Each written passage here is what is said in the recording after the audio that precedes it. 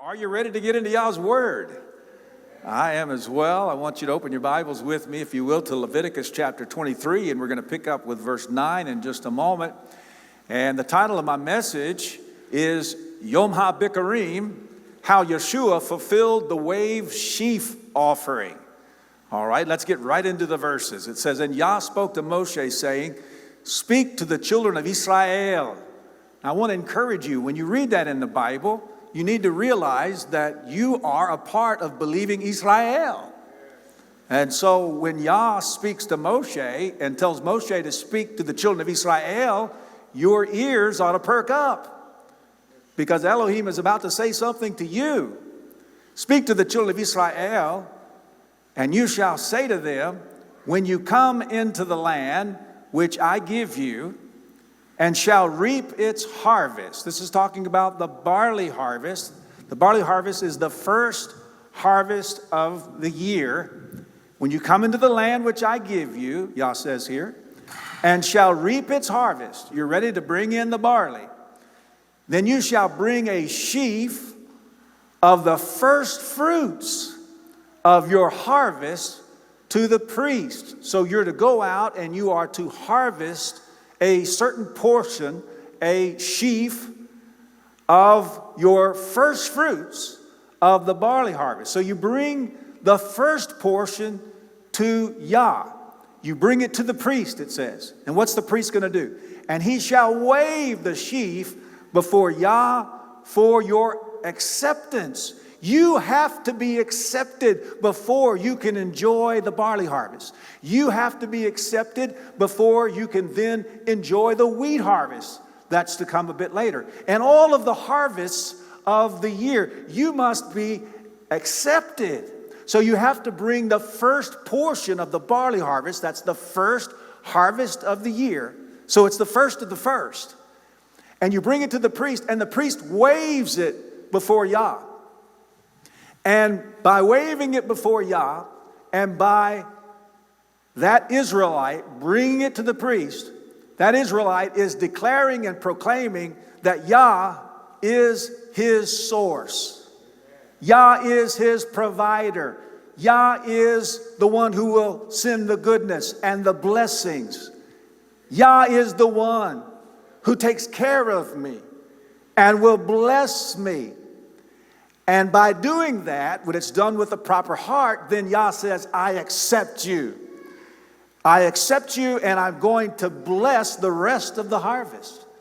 So when you bring the first portion of the first harvest to Yah, and you declare his goodness, you declare that he is your provider, that he is a rewarder of those who diligently seek him, that he will honor your obedience, that he will bless you, that he will pour out his favor on you, that he will meet the needs of your family. When you do that, then Yah accepts you, and he puts his hand of blessing on you, and he begins to pour out his favor upon you. And what begins to take place is that his favor begins to work in your life to produce all that you need. And you can then begin to enjoy the harvest. You can begin to enjoy the barley harvest. And then you're prepared to enjoy the wheat harvest and all the other harvests that are to come. It's something that takes place at the beginning of the year with an anticipation that Yah is going to bless you. "He shall wave the sheaf before Yah," it says, "for your acceptance." Notice, it's on the morrow after the Sabbath, the priest waves it. All right, this is talking about the morrow after the weekly Sabbath.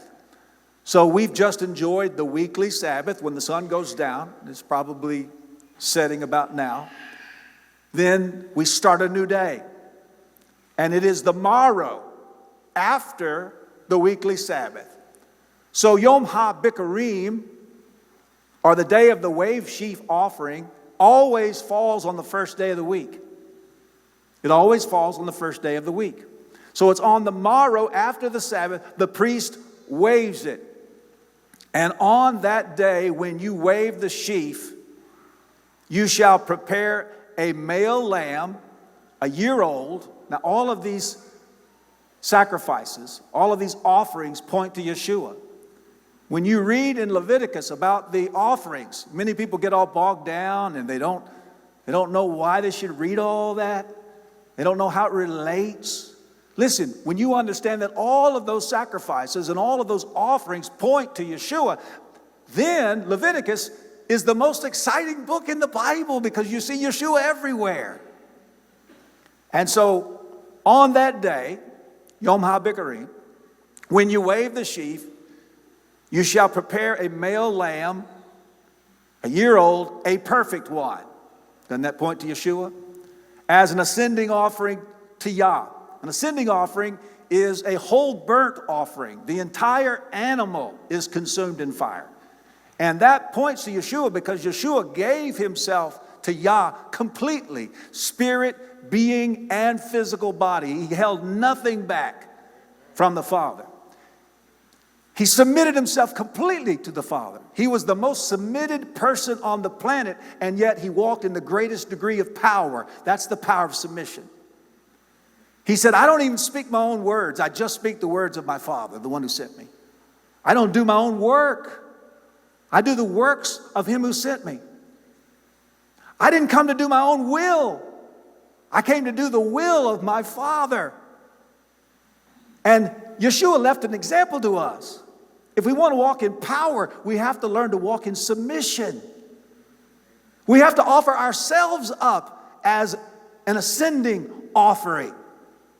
Follow in Yeshua's footsteps. Give yourself wholly, that's completely, to Abba Yah. Spirit, being, and physical body. And then it says in verse 13, and it's grain offering. So there's a grain offering. 2/10 of an ephah of fine flour. Well, for it to be fine flour, the grain has to be broken open. It has to be crushed. And this speaks of Yeshua's sacrifice when he was crushed for the sins of the world. It says 2/10 of an ephah of fine flour mixed with oil. The oil speaks of the anointing of the set-apart spirit. Yah anointed Yeshua. He placed his spirit. The spirit is the spirit of the Father. Let's get that clear. The set-apart spirit is the Father's spirit. The Father puts his spirit upon whomever he wants. If you're anointed of the Spirit, that means the Father has placed his Spirit on you. You can't help but be like the Father when you have his Spirit on you. And the scripture says the Spirit of Yah is the set-apart spirit. When you get the set-apart spirit on you, what's going to happen to you? You're going to become set apart. People that want to talk about, oh, I'm just filled with the Spirit, but you look at their lives, and there's a whole lot of world there. So when you really get filled with the Spirit, the set-apart spirit, you become set apart. It says an offering made by fire to Yah, a sweet fragrance, and its drink offering, 1/4 of a hin of wine. The wine speaks of the blood of Yeshua, the blood of the new covenant. And you do not eat bread or roasted grain or fresh grain until the same day that you have brought an offering to your Elohim, a law forever throughout your generations in all your dwellings. So you don't get to eat fresh bread made of this new harvest. You don't get to eat roasted grain of the new harvest. You don't get to eat fresh grain of the new harvest until you have brought your wave sheaf offering. Only then can you begin to enjoy the goodness of Yah for that year. Now, this is a law forever throughout your generations in all your dwellings. And so we need to realize that this wave sheaf offering determines everything else that happens in the year. We're going to keep reading, and I'm going to show you where we begin counting 50 days starting on Yom HaBikkurim. So Yom HaBikkurim is a time clock, in essence. It begins the countdown. And without you engaging, without you bringing that offering, you're lost as it relates to what Yah is wanting to do. The wheat harvest depends upon that first fruits offering of the barley. The harvest that comes in during Sukkot depends upon Yom HaBikkurim and the wave sheaf offering. Everything that happens in the future depends upon Yom HaBikkurim and the wave sheaf offering. And I'm going to show you in just a moment why that's so tremendously important. Look at verse 15. And from the morrow after the Sabbath, from the day that you brought the sheaf of the wave offering, you shall count for yourselves 7 completed Sabbaths. So 7 completed Sabbaths is how many days? 49 days. 7 times 7. Until the morrow after the 7th Sabbath, you count 50 days. We're talking about Shavuot, or the Feast of Weeks. You may say in your English Bible, Pentecost, 50 days. That's what that means. So that countdown starts on Yom HaBikkurim, when you bring in your offering to be accepted. Then you can start enjoying the fresh grain of the barley harvest. And you can look forward to, with great anticipation, the harvests that are to come. Until the morrow after the 7th Sabbath, you count 50 days. Then you shall bring a new grain offering to Yah. So you're going to bring a new grain offering. It's the wheat grain offering. All right, and what is it? This is really important. I want you to start wrapping your spirit around these words that I'm saying, because I'm going to apply it to Yeshua and how he has fulfilled the wave sheaf offering and what's to come in the future and the harvest. When we talk about harvest, what do we think about? We think about people. The harvest that's to come in depends on the wave sheaf offering being completed. And we're talking about Yeshua fulfilling it. I don't want to get too far ahead of myself there. So what is the new grain offering to Yah that you bring during Shavuot? Bring from your dwellings for a wave offering. Again, it's going to be waved before Yah. 2 loaves of bread. 2 loaves of bread. The original whole wheat. Of 2/10 of an ephah of fine flour. They are baked with leaven. First fruits to Yah. 2 loaves of bread. What symbolism is there? What could that mean? Well, 2 loaves of bread. We're talking about a harvest of people. We're talking about people entering into the new covenant in Yeshua's blood. What could 2 loaves of bread symbolize? How about the house of Israel and the house of Yehudah? See, for you to enter into the new covenant, you have to be grafted in to believing Israel. And the whole house of Israel consists of the house of Israel and the house of Yehudah.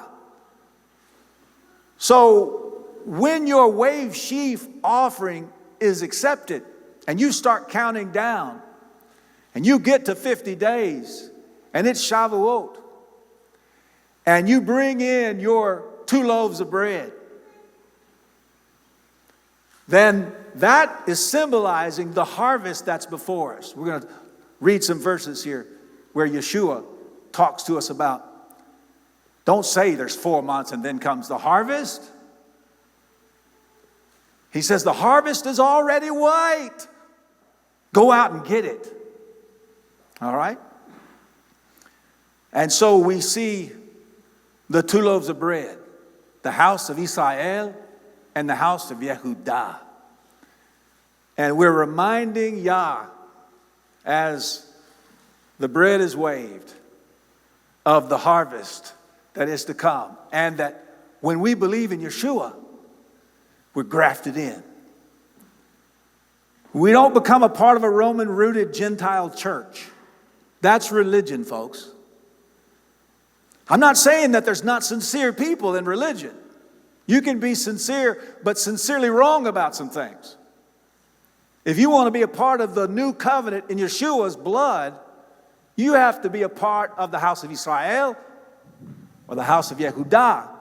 You have to be a part of believing Israel. And when you believe upon Yeshua, you are grafted in. Hallelujah.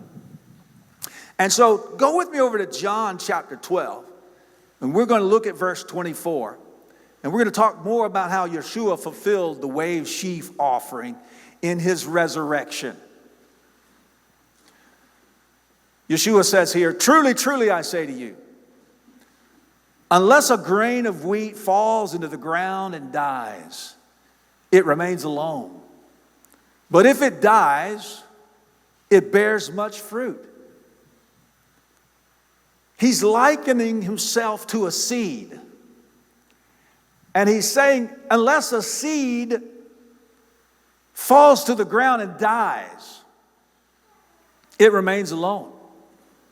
If you take a seed and you don't plant it, what do you have?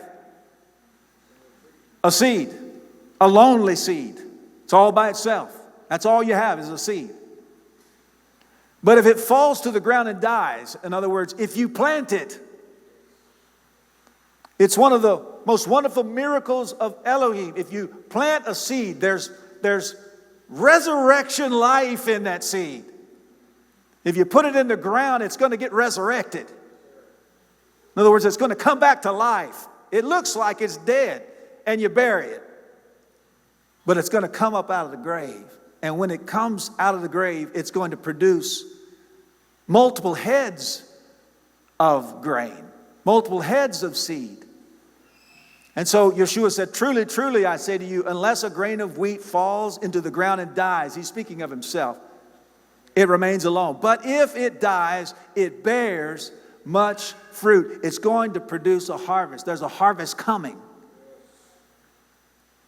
In other words, because of what Yeshua did as the Passover lamb, he took the sin of the world upon himself. He died in our place. He suffered our judgment. He paid our death penalty. Then the unleavened one, the sinless one, took the leaven of the world upon himself and became leavened. He died on the stake, was taken down and put in a tomb, and they rolled a large stone over the tomb door and sealed it. In essence, Yah took the leaven of the world and got it out of his creation. Just like you get the leaven out of your house. And that's Yeshua the seed, dying and being planted.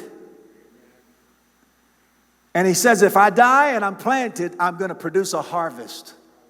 There's going to come a harvest after me. Just like there's a harvest after the barley harvest.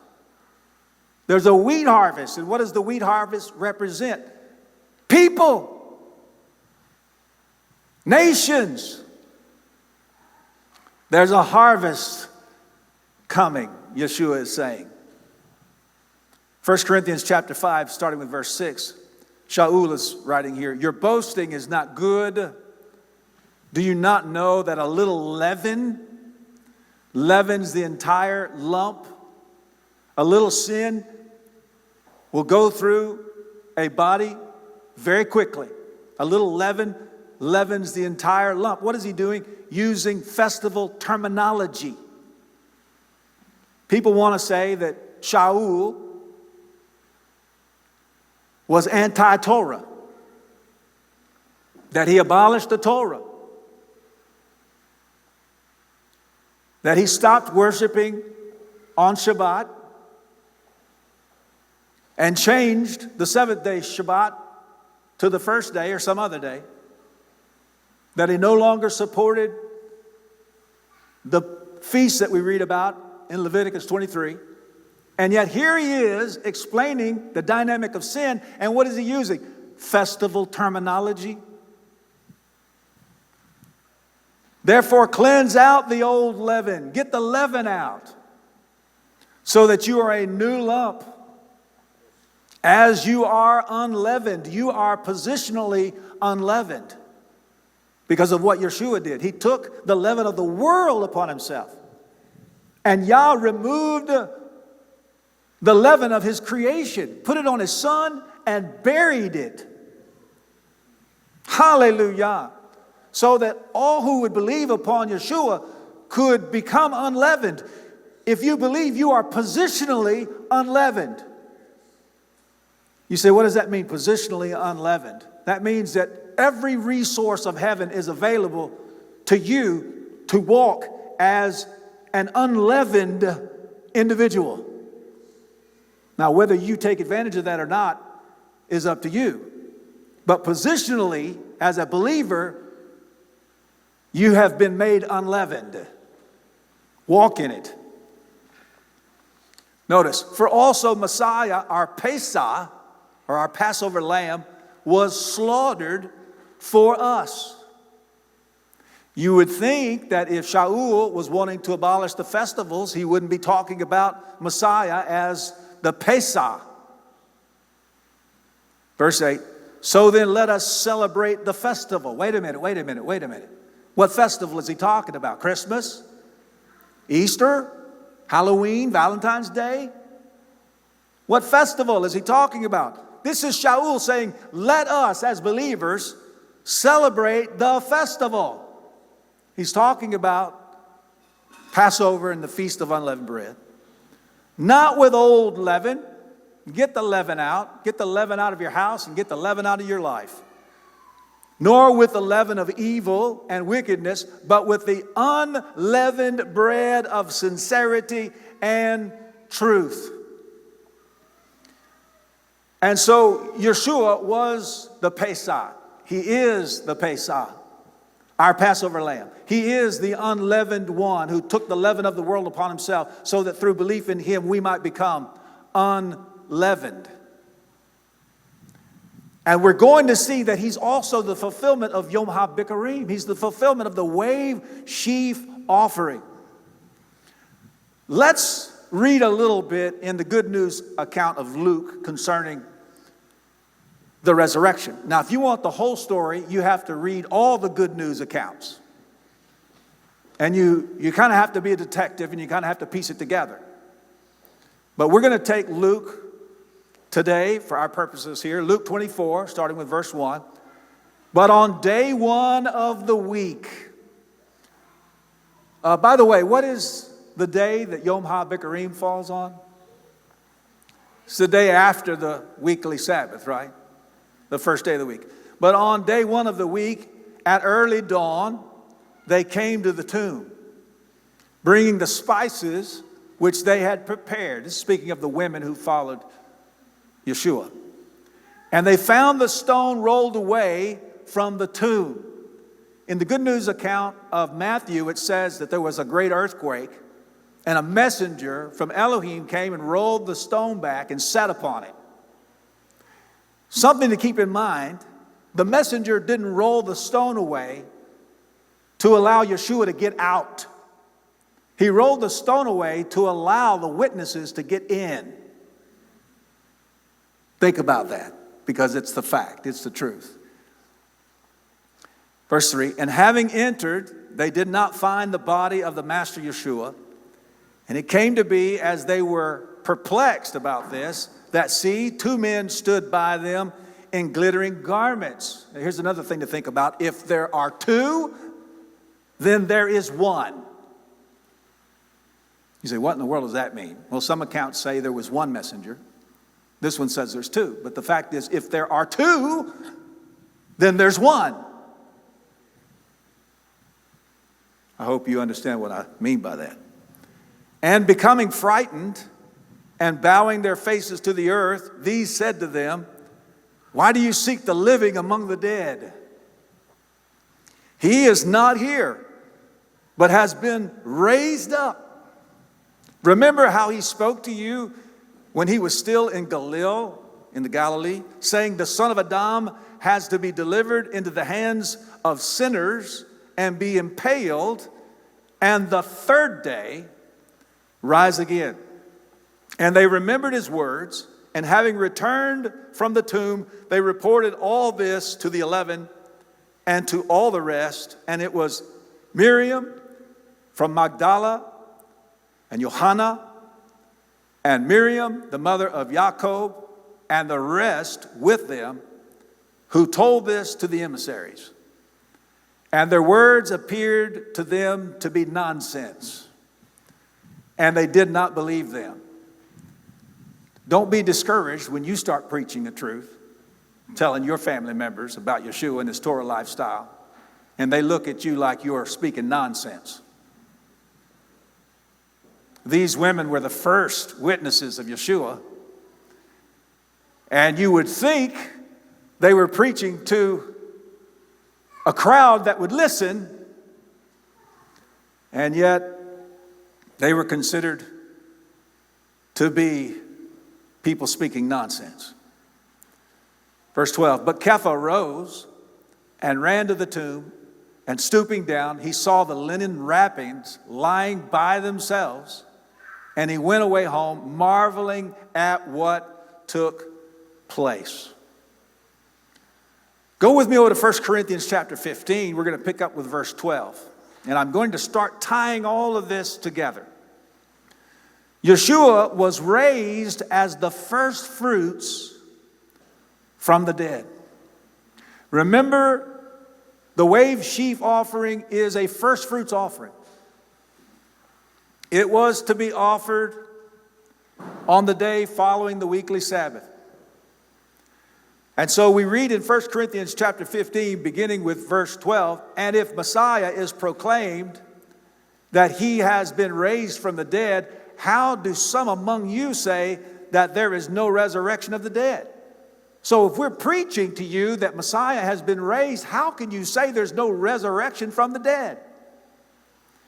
And if there is no resurrection of the dead, then Messiah has not been raised.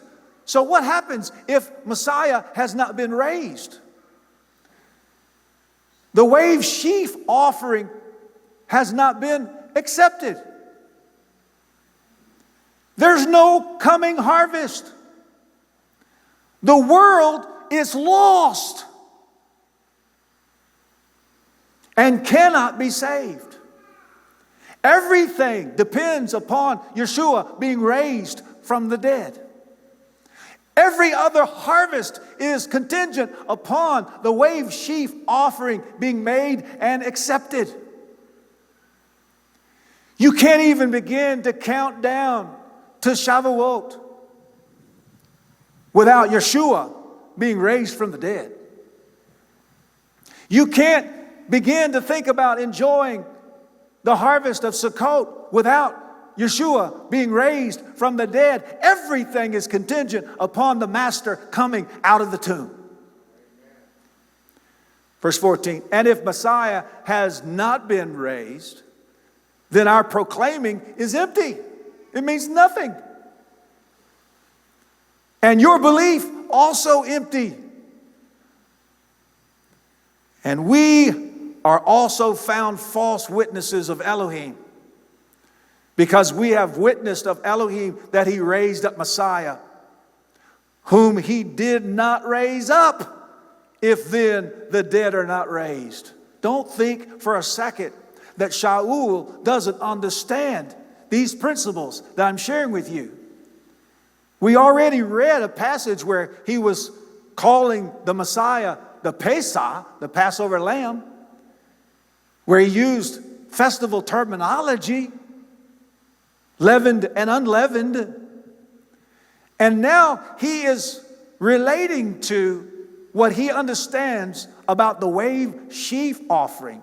If that offering is not made, if that offering is not accepted, then we have nothing. Our preaching is empty. We're still in our sins. We're lost and without hope. Verse 16. For if the dead are not raised, then neither Messiah has been raised.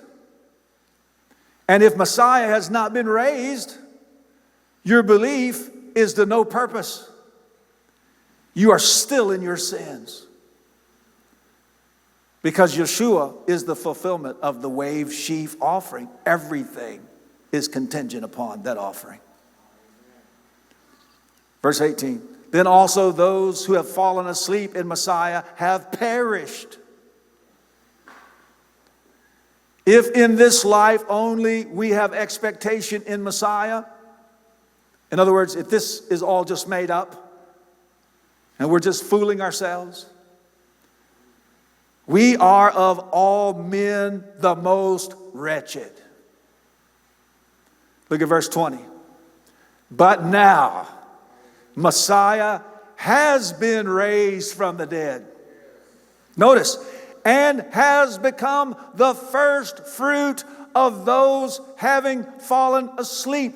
He is the first fruits of those who have died. He's the first in the resurrection. He won't be the last. He has made a way through death and the tomb. And he's leading us to life. For since death is through a man, speaking of Adam, resurrection of the dead is also through a man, Yeshua. For as all die in Adam, so also all shall be made alive in Messiah. And each in his own order. Messiah the firstfruits. Then those who are of Messiah at his coming. Yah raised Messiah from the dead. Yeshua could not be held down.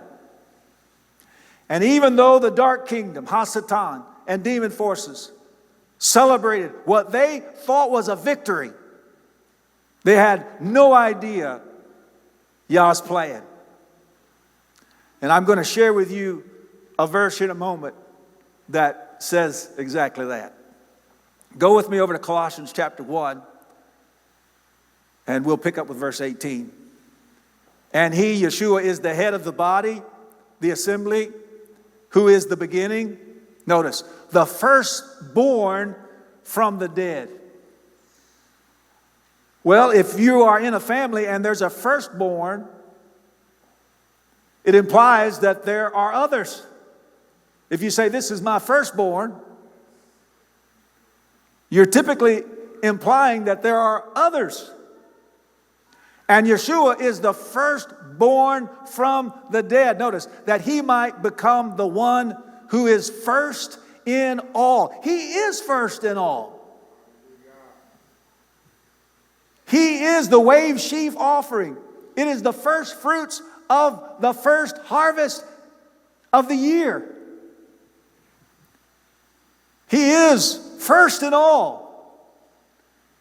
And our salvation is dependent upon the wave sheaf offering being made and accepted. So we've been sharing with you scriptures that tell us that Messiah has become the first fruit of those having fallen asleep. Let's look at Romans chapter 8 and verse 29. Because those whom he knew beforehand,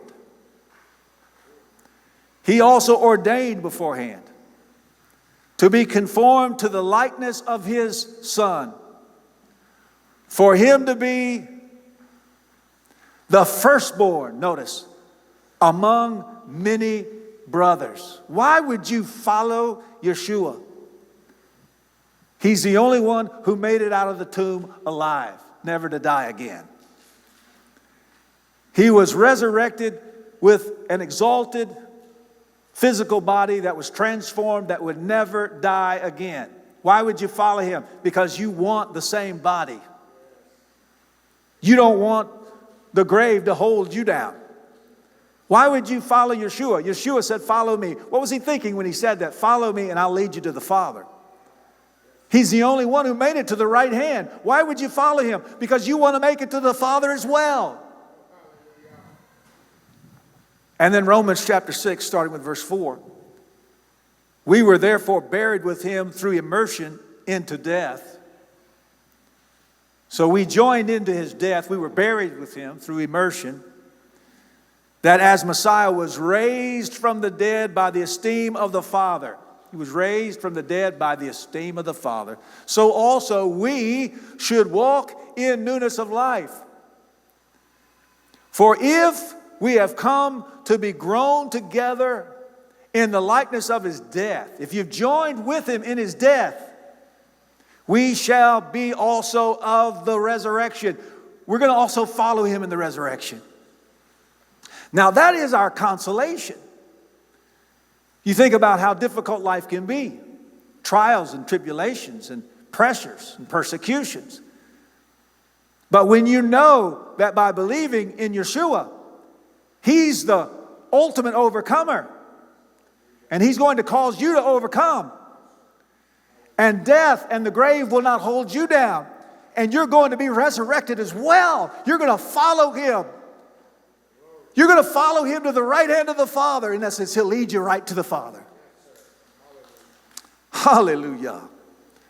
2 Corinthians chapter 4, verse 14 says, knowing that he who raised up the Master Yeshua shall also raise us up through Yeshua.